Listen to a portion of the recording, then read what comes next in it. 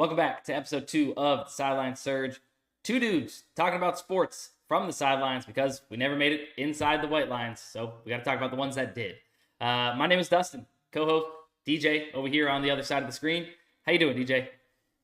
Doing good. I felt really good. Obviously, coming into episode 2, thought episode 1 was a blast. It was really good. So, I mean, we're gonna keep this thing rolling, keeping it hot 2 days in a row. Let's keep it going. Absolutely. So what you guys are going to find on this podcast, episode 2, we're going to talk about some of the news that's breaking over the last day since we last recorded, and then also recap some of the games from today as well. And I actually want to kick it off by not doing either one of those things. I want to surprise you with a little game I've thought about and put together in my head. I want you to blindly rank these 5 hitters in the MLB, and I'll give you the 5 names. You blindly rank them 1 through 5, but you never know who's going to come next. Okay, so I was about to say, just to be clear on this, you're going to give me one at a time. I rank them anywhere from 1 to 5, 1 being the best. Exactly. Okay, right. Let's go. Hitter number 1, Matt Olson. Oh my gosh. Of course you're going to go with a Braves hitter that I like. Matt Olson. I mean, he's not hitting for contact. I'm going to go with 3. 3, all right. Vlad Guerrero Jr. Vlad Guerrero Jr. You know what? That may be controversial. I'm putting him at 4, though. I'm very interested to see who you got. I like that. Ellie De La Cruz. Oh my gosh, Ellie De La Cruz. You're in a tough spot now. I'm putting him 5. I'm putting Ellie 5. All right.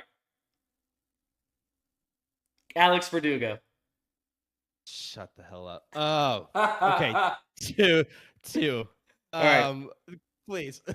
Hit me with something good. You saved it. Best for last. Gunnar Henderson. Okay, easily. I'll take him 1. I'll take him 1. So just to recap, I've got Gunnar, Alex Verdugo, Matt Olson, Vladdy, and Ellie De La Cruz. I would say not honestly, too shabby. No, I think if I flipped 2 and 4 with Alex Verdugo and Vladdy, that'd be a solid list. I mean, obviously Alex Verdugo is god awful right now. I kind of screwed you on that one. I personally would go Alex Verdugo 5, and then Ellie De La Cruz could be kind of anywhere in that middle mix. But yeah, Alex Verdugo 5. Other than that, not too bad of a list. No, not too bad. Those are some good ones. I like that. Not bad. All right, let us know in the comments. You think he did all right there? What would your guys' top or your list be? Obviously, you won't be blindly ranking them because you just heard us.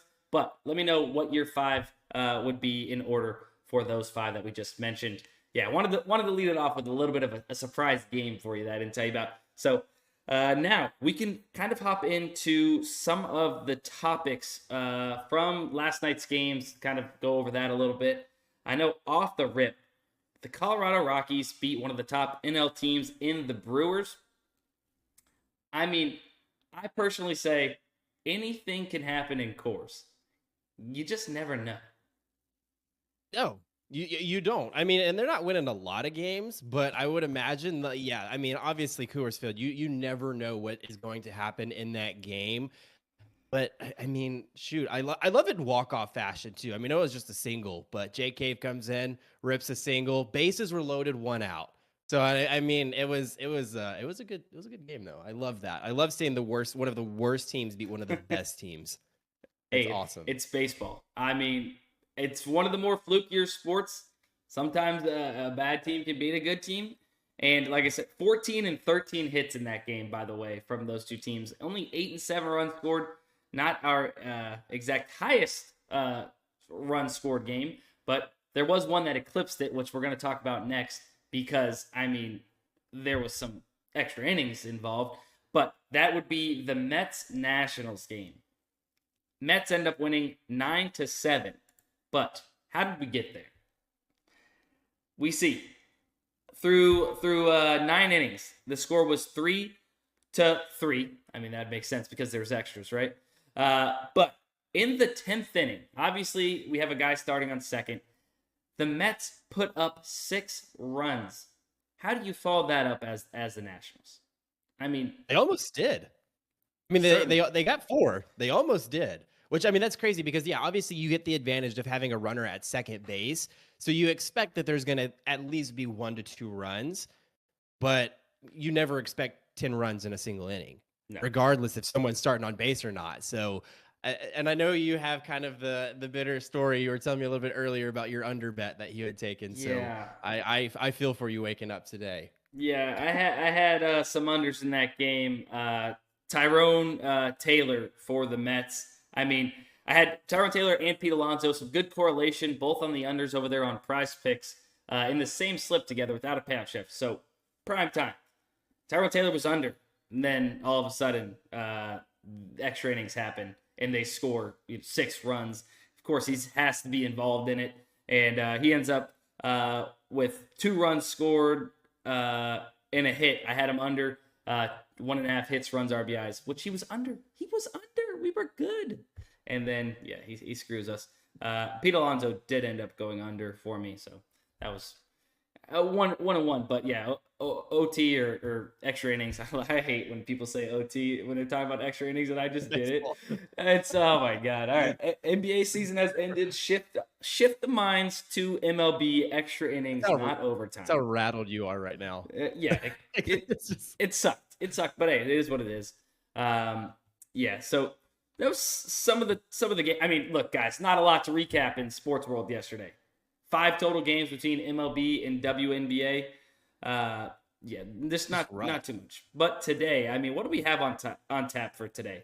We have 4 WNBA games, and then for the MLB, we have, let's see, Tuesday, July 2nd, 1, 2, 3, 4, 5, 6, 7, 8, 9, 10, 11, 12, 13, 14, 15 games in the MLB. Are you kidding me? We're in for a treat. Yesterday saved all of them for today. Yesterday, I don't even know if you'd call it an appetizer, but now we have lunch and dinner and dessert for today. 15 games in the MLB. Definitely, certainly a treat. I like to see that the Red Sox are playing the Marlins. Hopefully we can crush them because they do suck. But yeah, let's actually do this. We were talking about my PrizePicks bets, kind of having a little bit of a bad beat.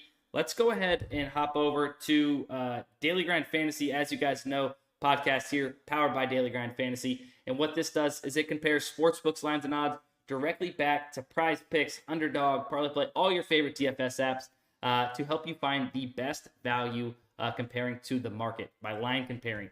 As you guys can see here, we have some unders, the beloved unders that screwed me yesterday, but hopefully no extra innings in these games to screw us.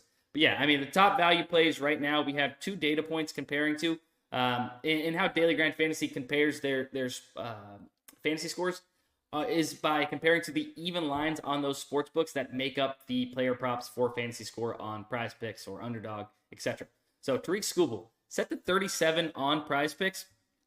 It's set to 33.4 and 33.4 on both DraftKings and Caesars. There would be projections. So definitely off by a good amount there, given a 57.17% chance to hit. So I think we start there and start building out this slip. Yeah, it's a good spot too. And I mean, I know that Underdog also has that line as well as a 36.5, which is even lower than what we're currently getting it on PrizePicks too. So, and that's good. And they score exactly similar. So even better for us.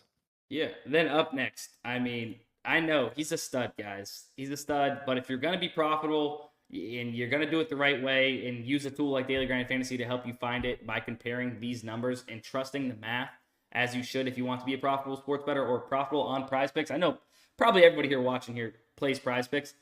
Daily Grind Fantasy, you just got to trust the math, right? It's Aaron Judge. 10.5 is a very high projection for hitter fantasy score. You're basically playing that he doesn't hit a home run. I know the guy's a stud. He hits a lot of home runs, but BetMGM has this line pretty low at 8.5 or 8.8. So yeah, we'll kind of start cruising through a little bit. Up next, let's see. We have some CS2 plays. If you wanted to get crazy, throw some CS2 in there. ZMB is actually not a bad play. Set to 12 on PrizePicks, set to 13.5 on Underdog. Also, Hot Streak has it at 12.5, juiced on the over. So ZMB you could get on the over. Now, I wouldn't play Showtime because they would be negatively correlated. They play each other. You want to take either 2 overs in the same game or 2 unders in the same game for CS2 because more rounds equals more kills. And then Ronaldo Lopez under fantasy score. Benijah Laney Hamilton under 4 rebounds. Very heavily juiced. Minus 180-ish, minus 170 plus on multiple books, minus 205 on a book as well. Devers under fantasy score, which I had given out earlier today on my channel, Sports by Dustin. I built out a slip for a YouTube video there. Then we have a pitcher strikeout combo. Mitch Keller and Kyle Gibson on the over of 10.5 strikeouts combo. So only given a 54% chance to hit, but given the fact that we got some of these higher percentage plays, we'd be really good to get this into a full slip. So even if you skipped out on the CS2, you didn't want to play it, you can go ahead and get these other plays in. I'm going to go ahead and finish building out this slip. But yeah, I kind of just mentioned them all and why they would be good plays. Guys, you want to get these plays that are heavily juiced on the sports books because they're basically telling you this has a good chance to hit based on how we are setting these lines. Play it at the best possible number at minus 119 on PrizePicks in a 5 or 6 man flex.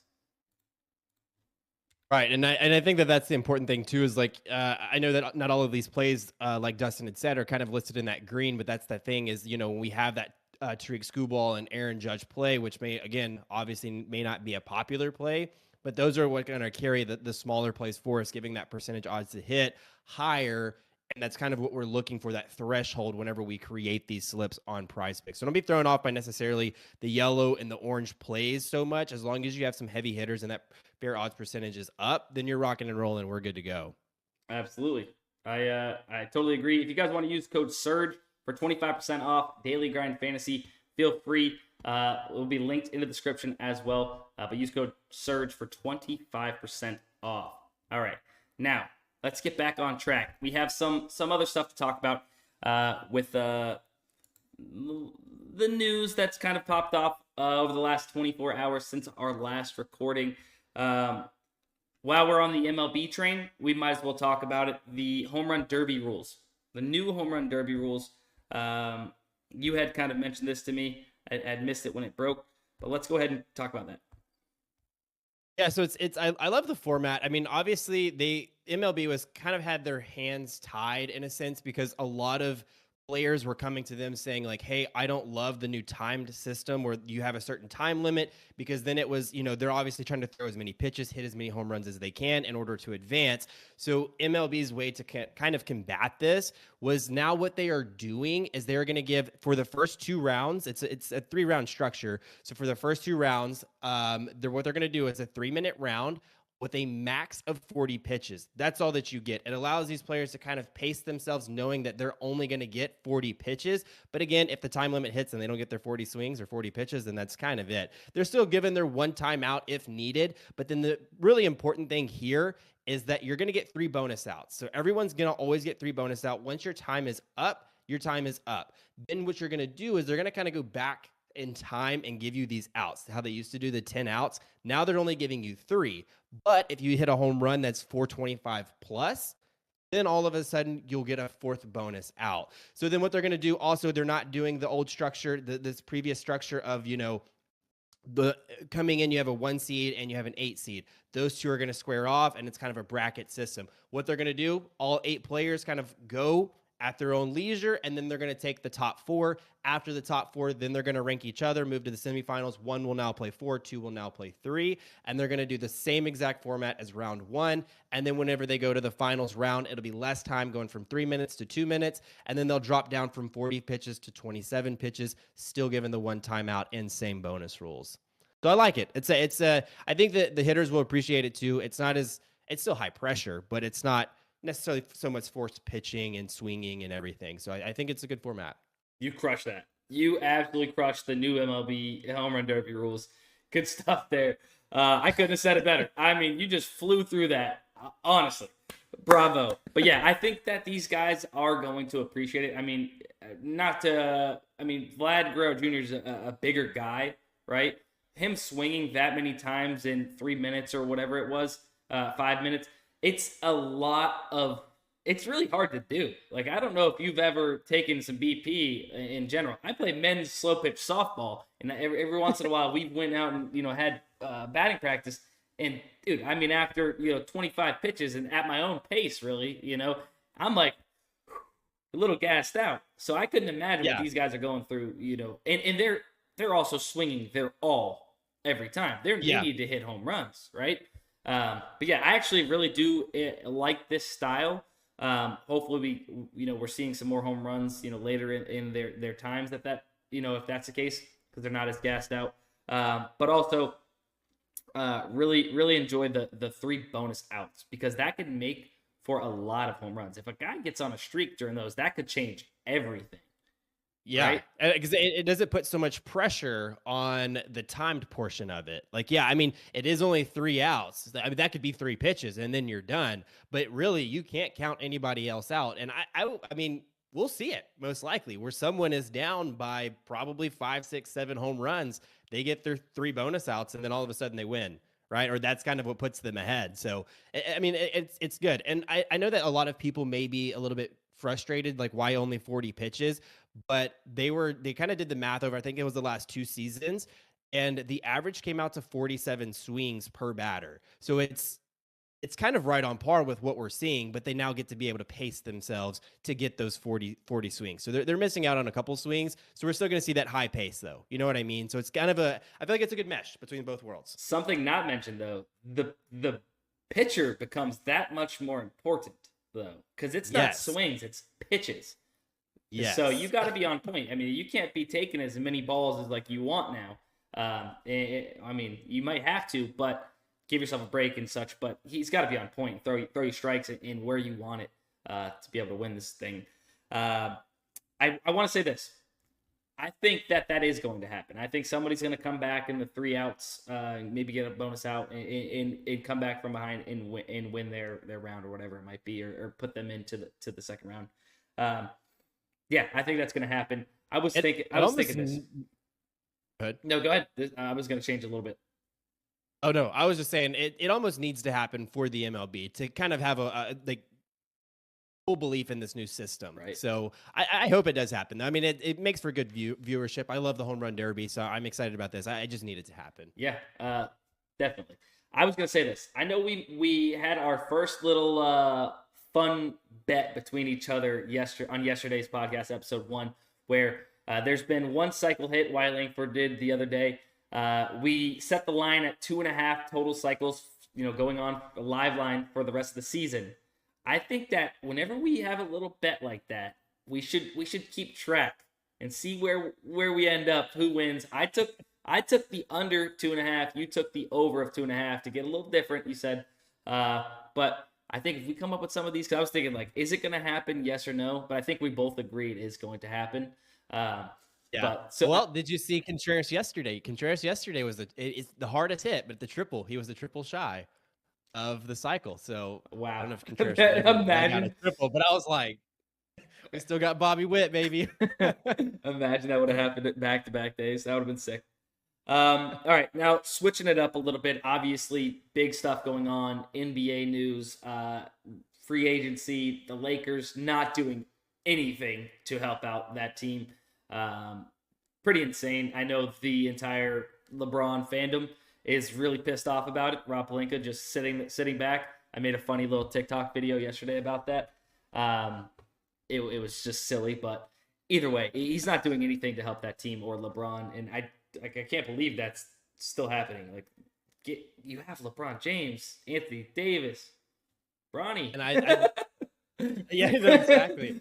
And I think that's where they're a little bit conflicted, because I mean, they could easily make that a win now team, but I think that they're to the point where they're like, do they take a little bit of a Hawks approach, where I just kind of view the Hawks as kind of like, they're not necessarily focused on winning now. They're going to try to get as many assets as they can. That's why they decided to move on from DeJounte Murray. There's still that conversation about Trae Young, and do I trade him for even more assets? And it is what it is. And I feel like but the Lakers is not a franchise. They've never been a franchise that's, oh, we're going to kind of take a step back and get rid of and just kind of build. Like, that fandom needs to be a win now. So it's a little bit different for the Laker community. You have LeBron James. That should be all you need to be a win now franchise. Like, And that's what I'm saying. LeBron I mean, James they're should still never going to be have on. Anthony Davis. Yeah, he should never be Yeah. on a team where it's like, we're building. Where like, Right. 2 years from now, he doesn't have that time left. Like maybe he plays 2 years, but like now, let's go. Yeah. So I don't know what they're doing, but how about this? How do you feel? So we have a Mavs fan here in DJ. He had some breaking news yesterday. I actually broke the news to him. He didn't even see it before I texted him. I said, "Are you excited?" And he was like, I don't know. Should I be?" And I'm like, "Yeah, bro. Klay Thompson to the Mavs. How you feeling about that?" Right. I stoked. It's even better hearing you say it for the second time to me. So I love it, and I wasn't necessarily in originally on the price that what I had heard. We heard that last year throughout the season that he was offered, I believe, a 2-year, $50 million contract. I didn't really want Dallas to pay that type of money. We ended up getting him 3 years at $50 million, which really isn't starter type money. I don't think that that's where he's going to come into this team and immediately be some type of starter, someone that we are dependent upon. But really where we like this team thrives off of 3-pointers. And I know that Klay Thompson's defensive game has taken a bit of a dip, especially after his recent injuries in years past. But he's a solid player, and for the price that we got him at, 3 years, $50 million, is insane. Like I am absolutely stoked about that. Yeah. And I think he's going to be such a good complement to Luka and Kyrie. It's really going to be something that really sets us apart. So I'm excited. Yeah, Mavs some heartbreakers. Broke up the Splash Bros. Yeah, For the first time. I think the Warriors did that. Yeah. They really didn't do their best. I mean, I know that they told him that they're likely going to retire the number 11 jersey for him. Like, I don't think there's any bad blood necessarily. I just think that he was kind of over his time there and needed a little bit of a change. Totally. He very well could have taken that contract there in Golden State, but he just was, no, I'm done. I had seen a few things, and we've seen it throughout the season and stuff, but there was just kind of a thorn between Klay and the front office, maybe, and then also getting benched, and right. He didn't have the best play last year for what it was, Klay Thompson level at least, especially at the beginning of the season. Then obviously the 0 for shooting night that happened, that was tough.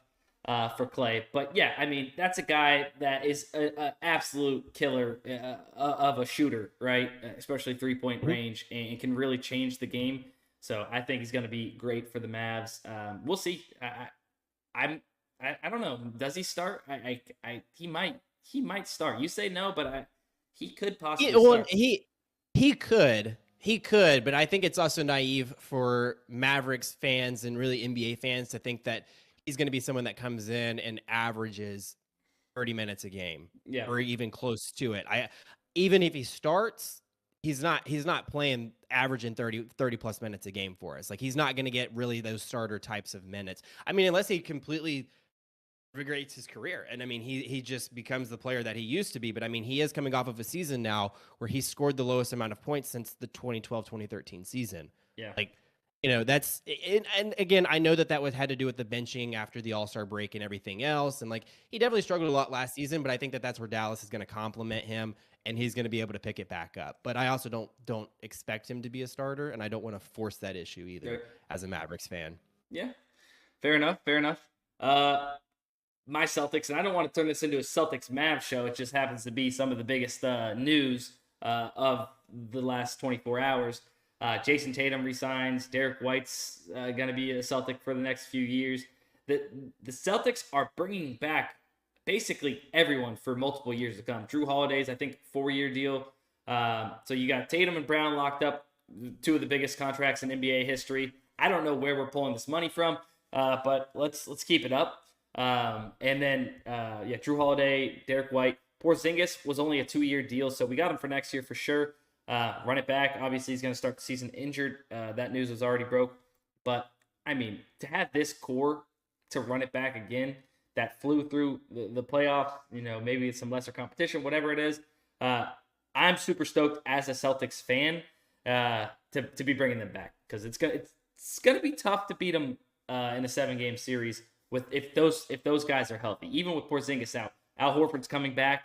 It was announced as well that he's not retiring, so he wants a second ring, and I think it's a good possibility next year for the Celtics to get it done. I think that they should be betting favorites to run it back, I believe.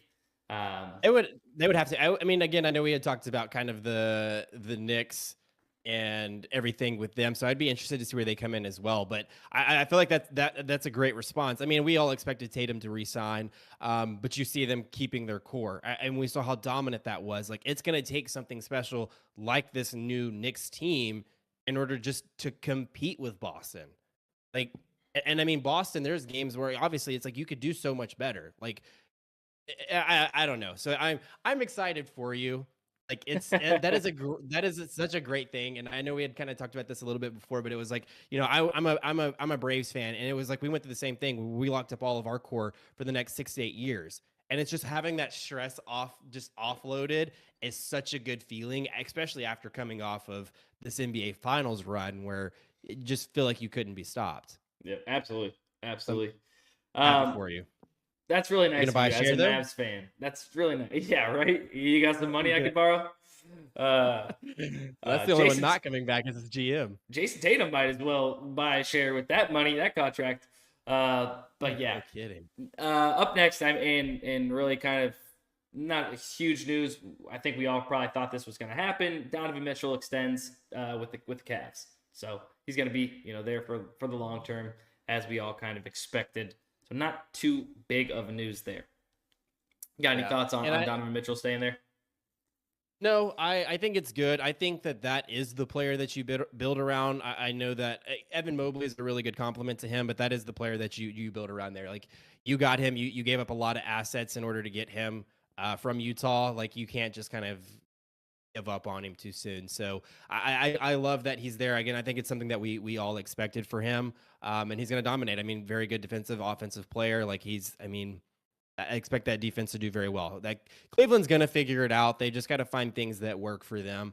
But he's got to be at the forefront, and he's got to be what they build around. So I'm excited for that. And then the other move that I kind of saw was the Isaiah Hartenstein signed over with OKC, which I was interested to see kind of where he went. I know that obviously people are like, it would be smarter for him to try to take lesser money to go to the Knicks. They could only offer him so much money. I forget the exact number, but it wasn't what OKC was offering. So, but I mean, he's joining a very good team. I mean, formerly the number one team in the West. And I mean, they've got a good young core too. And his defensive presence in there is like, I feel like that's exactly what OKC is missing. So, and even as a center, he's got great court vision. Like, he's a high assist guy for a center. So I think he's going to be a really, really good spot for that OKC team, and they're going to be even better.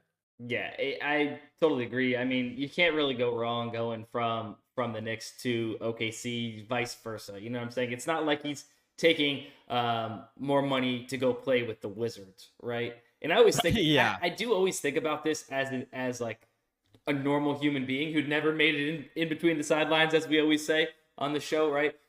What would I do? Like, would I take less money to be on a better team, or would I chase the money and play on a worse team and not have the spotlight that I would on this other team? Like, I feel like it's a real conversation, and unfortunately, I feel like these guys go for the bag more often, and I don't know. I'm not in that situation, so I can't say for sure, but obviously you can set your family up, but is that extra 10 million compared to, you know, let's say 150 million to 140 million to stay here? It probably isn't that big of a range, but you get what I'm saying. Is that really worth it to go play for the Wizards as opposed to the Knicks, who are great, right? Like, I don't know. I personally would rather be on a winning team and make a little bit less money, especially if I'm already making $150 million. Yeah, exactly. Which, I mean, like you were saying, though, Hartenstein kind of got the best of both worlds, because, I mean, OKC is a solid team, and he has the opportunity to make money. So don't really fault him for that. But then it is like, yeah, Jonas Valanciunas, speaking of the Wizards, that's where he just went. And then his contract isn't super big, but it's like, really? Like, them? But then also, why are the Wizards going to pay up for, like, Valanciunas? Like, Valanciunas is a great player. Don't get me wrong. He's a good player. But like, it's just like, it just makes, I find it weird sometimes. And just question in my head, what would I do in a lot of these contracts and when where these guys go? But yeah, I think that's kind of it for like the major news in free agency. I'm sure there's going to be more stuff that pops off today. Oh, Klay Thompson posted his goodbye post on IG. So we'll see really how he feels about the Warriors there. I'm sure it'll all be nice things. But yeah, Klay Thompson leaving the Warriors. Definitely sad to see. Dude, I was just thinking about this last thing before we do move on. It's kind of crazy that like the Warriors were winning championships in 2012, 2013. Like that's over 10 years ago now. I was like, I was just finishing high school and such. Like, it's weird to think about. That was my reality back then, and I was so young still. I don't know. It's just wild. Things move quick. It's crazy looking at like Kyrie's and Klay Thompson's age, and it's like their mid-30s, and it's wow. Like wouldn't have thought that because I mean it's like it seems like their greatness run was just the other year, and it's like, oh no, that was nearly a decade ago. It's kind of scary to think about. Like I'm watching them as like my childhood sports stars, right? And here I am, old and washed now myself, and they're still grinding the NBA on the same team together now, and gonna be competing for a championship together still. Yep. And here I am talking about sports, gained a lot of weight since then. And, it's just crazy. It's just crazy. But yeah, so that's some of the NBA news. I want to finish on the note of giving you guys some more bets. If you guys like PrizePicks, Underdog and such, Daily Grind Fantasy is the best way to, in my opinion, to go ahead and find those value plays by comparing to the sportsbook. But if you guys are more sportsbook, FanDuel, etc., can't go wrong with using OddsJam to line compare and find the best plays on the sportsbooks. You can filter by your sportsbooks, whatever you guys would like to find. There's plays with some really good edges. Obviously, if you're on Hard Rock Sportsbook, Indiana Fever, Las Vegas Aces, team total for the Indiana Fever to go over 82.5. You're getting it at plus 110 on Hard Rock. The average odds across these few books here, minus 110. So you're getting plus money, the only book offering plus money, and you're getting it at plus 110. Let's hit you with another. Let's go with a plus money play. France versus Portugal. There is some soccer going on. UEFA. We have France to score over 0.5 goals in the first half. Plus 136 on Bovada. So if you're playing on Bovada, you get that. Plus 124 average odds everywhere else for that. So you are getting some good value. About a 2.5% edge there. Taking that. And then you guys can see here, use this to your advantage. These are some good plays on OddsJam. So if you guys want to check that out, you guys can also use code SURGE on OddsJam to take advantage of some of those plays over there on the sportsbooks. But that is going to be it, I believe, for episode 2, unless you have a last-second news breaking anything for us. Nope, nothing right now. All right. Kind of slow time. All right, so that is going to be it for episode 2 of the Sideline Surge. Guys, don't forget to hit the like button, comment down below. Make sure you guys list those 5 MLB hitters in order in the comments. I want to see how you guys would rank them compared to what we would have done if we weren't blindly ranking them. I know I surprised you with that one. But also, hit the notification bell, subscribe if you're not subscribed already, and that is going to be it for the Sideline Surge episode 2. Thanks for listening, guys. See y'all next time.